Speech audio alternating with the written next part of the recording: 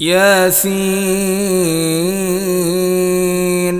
والقرآن الحكيم إنك لمن المرسلين على صراط مستقيم تنزيل العزيز الرحيم لتنذر قوما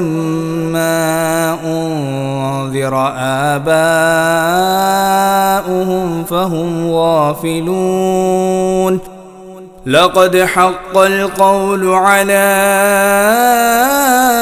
أكثرهم فهم لا يؤمنون إنا جعلنا في أعناقهم أغلالا فهي إلى الأذقان فهم مقمحون وجعلنا من بين أيديهم سدا ومن خلفهم سدا فأغشيناهم فهم لا يبصرون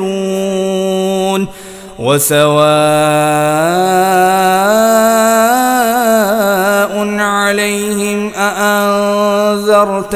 أم لم تنذرهم لا يؤمنون